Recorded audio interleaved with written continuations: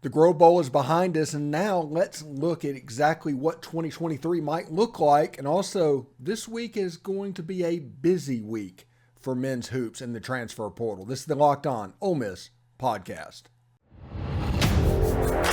You are Locked On Ole Miss, your daily podcast on the Ole Miss Rebels, part of the Locked On Podcast Network, your team every day.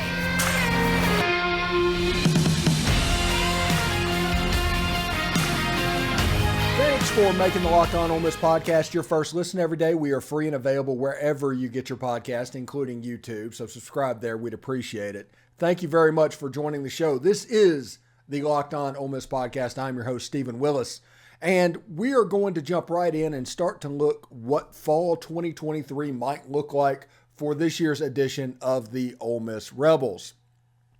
A little bit scatterbrained at the moment. I apologize. My Tigers just had 3 consecutive walk-off wins in a row. They just did it. They're about to start a second part of their doubleheader today.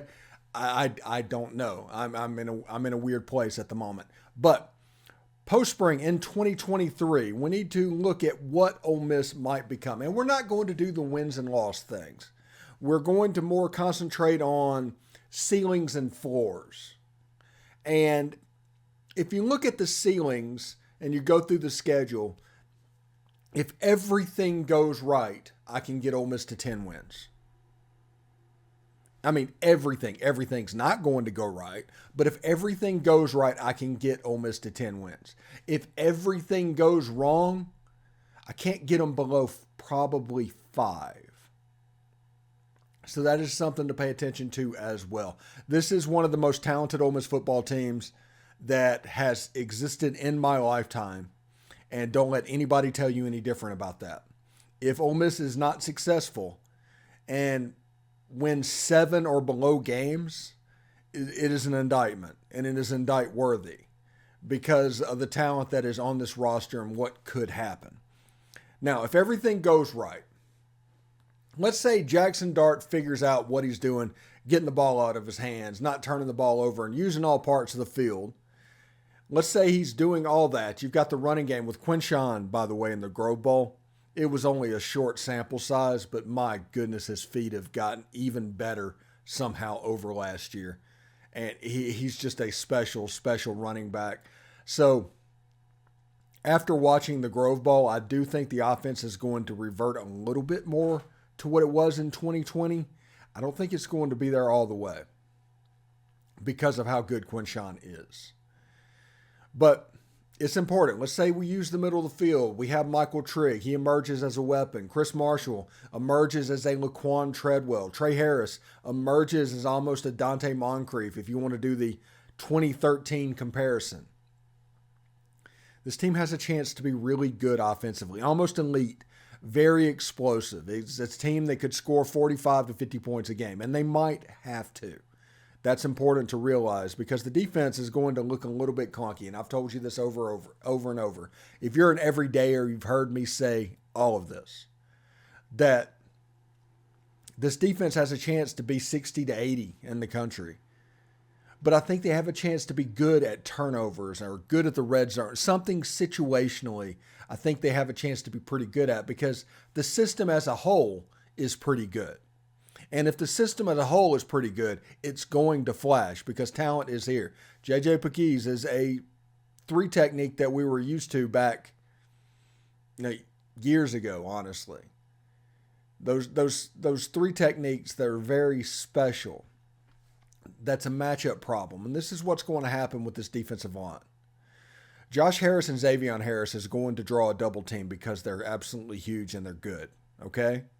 But it's also going to scare them because J.J. Pegues needs one. Now, simple math will tell you that if you double team the nose guard, dedicate a center and a guard to the nose guard, and you have to double team a defensive tackle, either you can't do both or that's 80% of your offensive line used up with 2 defensive linemen still available. So the point of me saying this is there's going to be a situation where J.J. Pegues, Cedric Johnson, or Jared Ivey on the starting defense get some one-on-ones. Maybe it's Xavier Harris or Josh Harris. They're going to get some one-on-ones. So if they can win their battles, the defensive line has a chance to be pretty salty, especially in the first team area. I get that everybody, including myself, is saying we need more in the transfer portal. That doesn't mean at the top end we're not where we need to be. That means whenever they switch out to the second team. Granted, you don't know about Josh Harris and Xavier Harris, but who's the other three technique that's going to warrant those double teams to have to happen? Those double teams are important, especially with the linebackers. If you can avoid them with double teams, all of a sudden linebackers can run free. And whenever you have somebody like Suntarine Perkins, when you have somebody like Monty Montgomery, they have a chance to wreak a little bit of havoc. So understand that is where I think the ceiling comes from of this team. All of these things working together. All of these things kind of specialized. Offensively, the offensive line's better. The ball getting out of his hand. Quinshon Judkins, the whole 9 yards. I can see us getting to 10 wins. And honestly, whenever I sit here and think and look at the schedule and go through it, I honestly see them like beating Alabama on the road and then losing at Auburn. That is something that Ole Miss does. It just is. But I could see a ceiling, like absolutely everything going right, of 10-2. Now I can see a floor of 5 wins. A game where Vandy comes in and puts a scare on you. You can't really work everything. If there's some injuries happening, no depth is built in the transfer portal.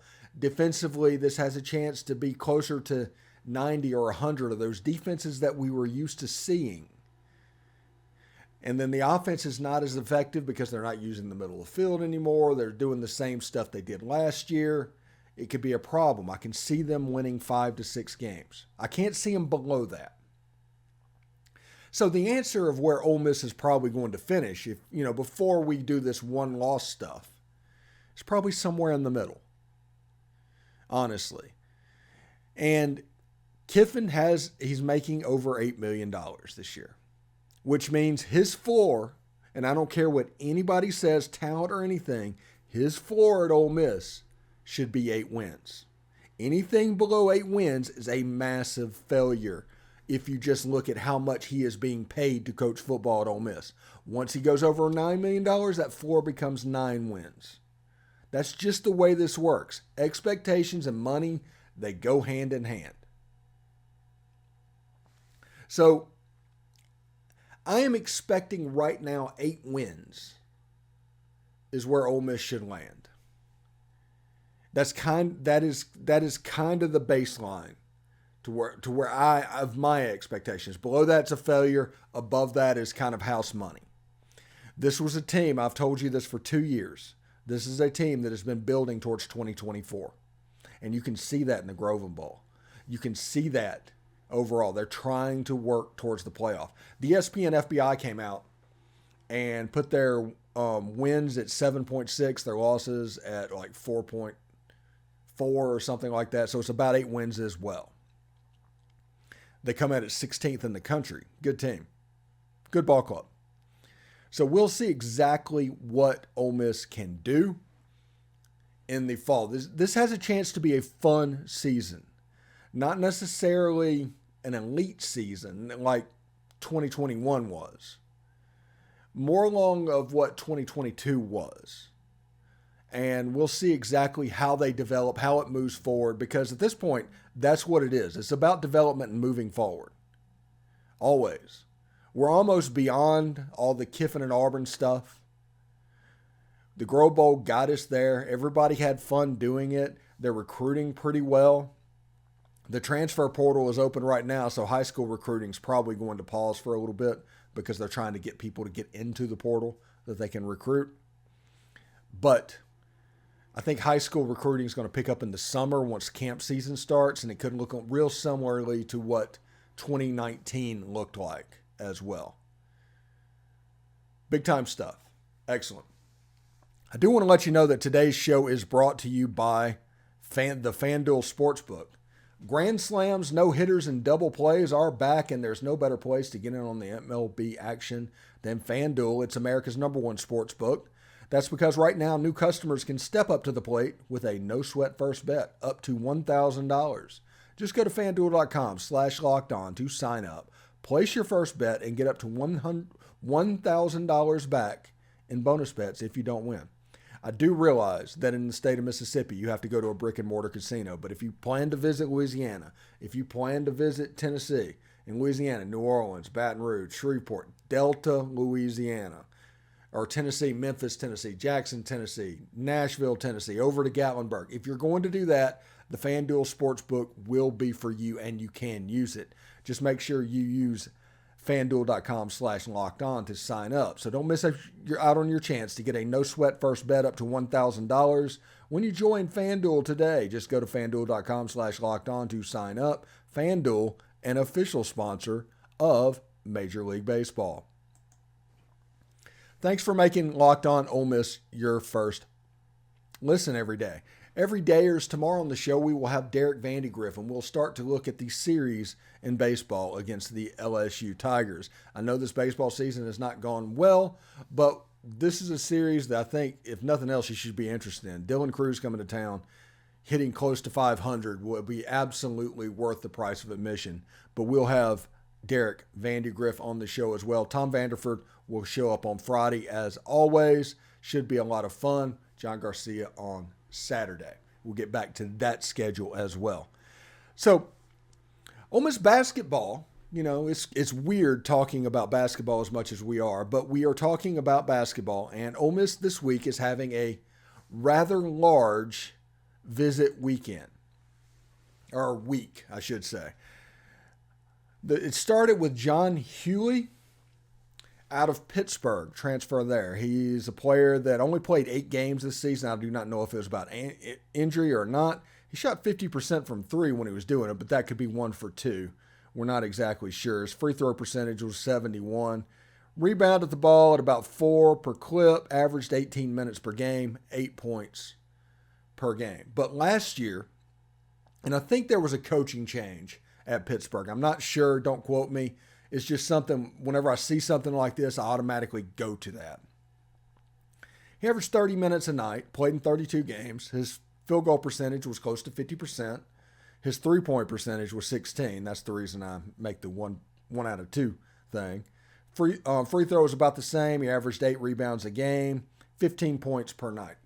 Good big man player, 6'9". He fixed the Chris Beard, basically stature of a big-time player. He's somebody that I could see them bringing in to play the 5, honestly. But he could probably also be athletic enough to play the 4, although I think Jamin Brakefield might have something to say about that as well. After that, young Austin Nunez is going to come into town. He's a guard transfer from Arizona State. 3 years of eligibility remaining. He played in 28 games this year, 16 minutes. 41% and 38% from 3, averaged 4.5 points a game, 1 rebound a game. Okay, he's a young player that you can develop a little bit. And everybody's like, hey, why would you be interested in going after just this young guard? He has all the potential in the world. What is the thinking? Is he going to be ready to go, especially with Deshaun Ruffin entering the transfer portal to exit Ole Miss, a move that we kind of all expected to happen, but it did. 6'2" guard, another little bit of length as well. Well, I give you Tylor Perry, and he is a guard out of North Texas. There he is right there. He's a former player of the year. He's going to set up a visit at the end of this week. I don't know when it was. It could be like Thursday to Saturday. It could be Friday to Sunday. I'm not exactly sure on the days on it, but it looks like it's going to happen. Brad Logan from 24/7 Sports broke the story. Well, I don't know if he broke the story, but this is where this tweet comes from. And he's a 5'11" guard. Deshaun Ruffin decides to enter the portal. You have a coach that's obsessed with length. You have a super player that might be available, and I think he's already visited Arkansas and Florida. So this will be a hotly contested deal. He's 5'11". He is a 41% three-point shooter, 43% overall. He averaged 17 points a game this year for the North Texas Mean Green. And you can see that they want the roster to be built a certain way. And it's interesting with that happening. And also, he was supposed to visit Ole Miss and Alabama this week, and he's canceled the Alabama visit. This is all important stuff. He might go elsewhere. I'm not guaranteeing anywhere where he'll go. He is just a name that you probably need to pay attention to. Like I said, I don't know who broke the story, but I did get this from Brad Logan. I saw this on Twitter. So, kind of is what it is. Anyway, when we come back, we will have Bill Flowers on the show talking about his reaction to the Grove Bowl. Everything from the quarterback competition to wide receivers to just everything going on about the football program right now. Real good stuff from Bill. So stick around. Thanks for making the Locked On Ole Miss podcast your first listen every day. We are free and, in fact, available wherever you get your podcast, including YouTube. Do us a favor, subscribe to the YouTube channel, hit the bell for notifications, upvote, and comment on the video itself. We'd appreciate it very much. Also, join our subtext community where you can interact with the show directly. We're here with Bill Flowers. We're continuing our look around our contributors for their perspectives on the Grove Bowls and perhaps some stuff that we may not have paid attention to. How you doing, Bill? Doing great. Thanks, Stephen, for having me. Appreciate it. Oh, no problem. You know, watching the Grove Bowl for you, what are the overarching impressions that you got from this game? So the thing that I took away first and foremost was that the quarterback situation looks to be in good shape. You saw Jaxson Dart make some improvement. You could see that, trying to get the ball out of his hand a little bit quicker. But when you look at the other two quarterbacks and you look at it and go, okay, was there any drop-off? No, there wasn't. That's great for Ole Miss. It's not great for Jaxson Dart because you have these two quarterbacks that have come in, new offense, and you can plug and play right now. And they've only been in the offense for a month, 2 months. And Dart is a great athlete, but so are these guys. So for me, the overall impression was this might not be Dart's team come fall. Defensively, I liked seeing the new defensive scheme, the 4-2-5. I think our just the talent that we're going to get right now, coming from a three-man front. Unless you have just three complete just manhandlers, you can't run it. So the 4-2-5, I was excited to see that. You're not going to see much in springtime that's going to wow you from a scheme standpoint, but to me, those were some things I was excited about. I think our personnel will fit that better. Gives us more slack, so to speak, from the standpoint of just not having the personnel of trying to stick a square peg in a round hole like last year.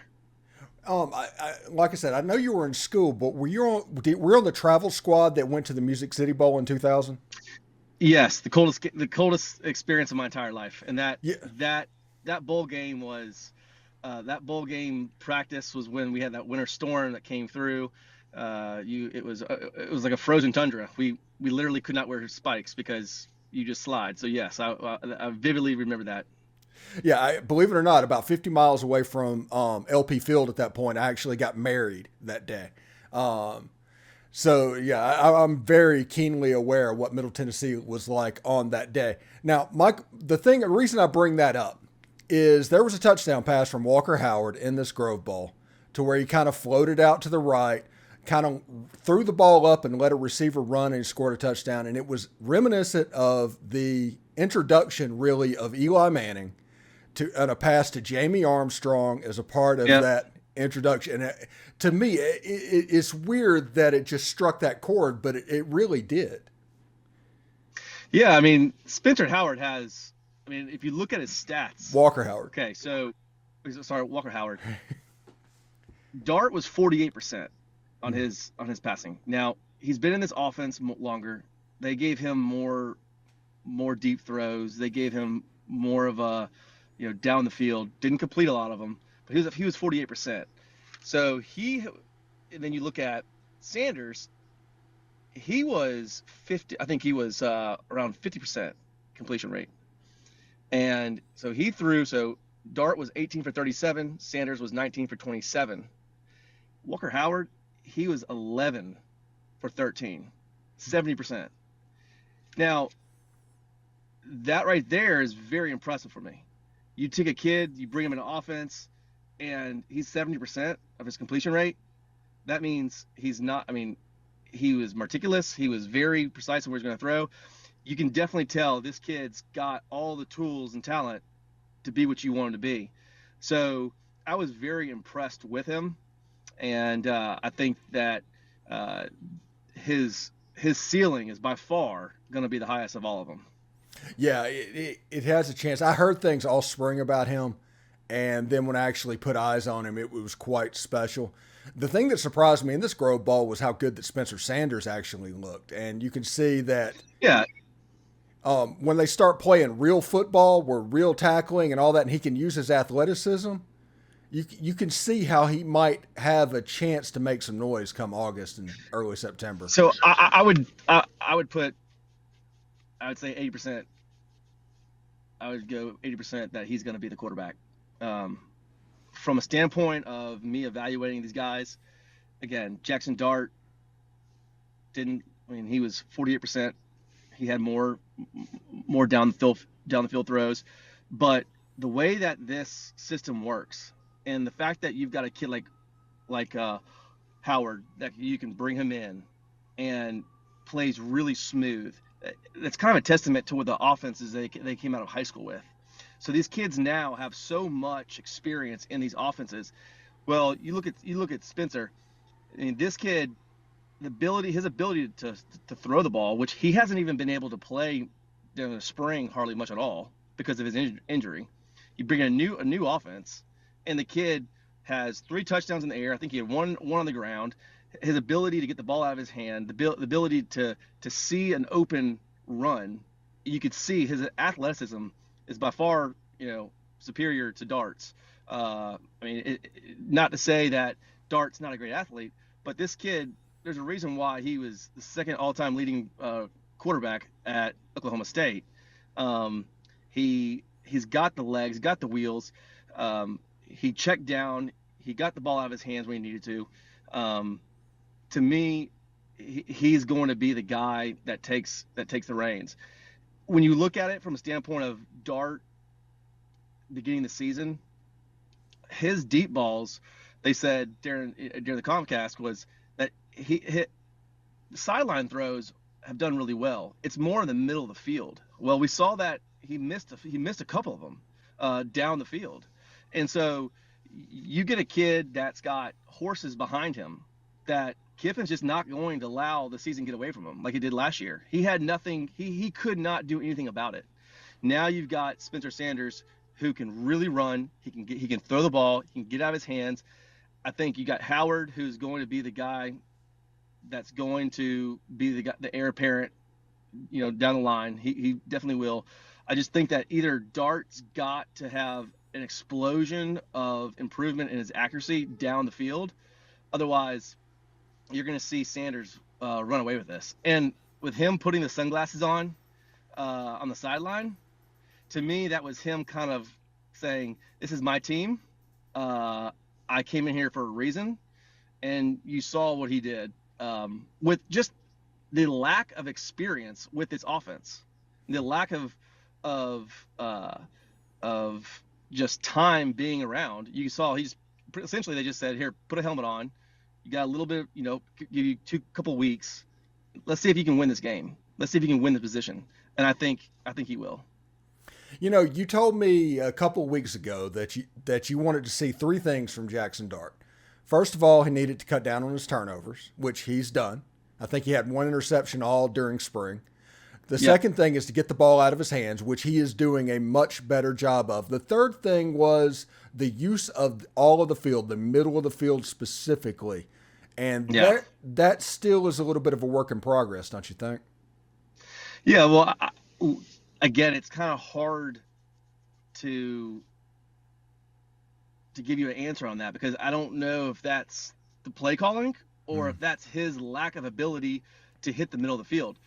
You saw, maybe I misunderstood, maybe I didn't see it correctly, but I thought the other guys were hitting the middle of the field better. Yeah, I thought Spencer hit they did. So again, that's just another testament of bringing somebody in and being able to pick it up and knowing the middle of the field is my friend.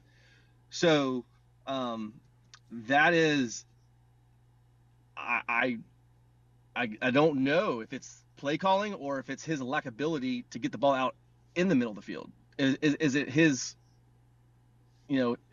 his lack of confidence that he can get the ball over the middle of the field? I don't know.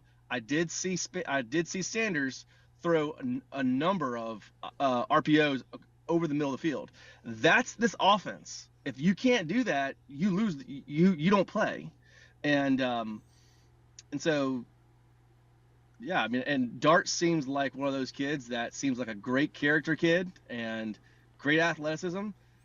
But when you play in the SEC, you're going to have, especially with this transfer portal, I mean, you're just constantly going to have kids that come in that are just ballers. Yeah, and one thing that nobody will talk about, and the reason we keep bringing that up, is Michael Trigg is effective if you use the middle of the field. He can't just be a little arrow route or flare route or little quick outs.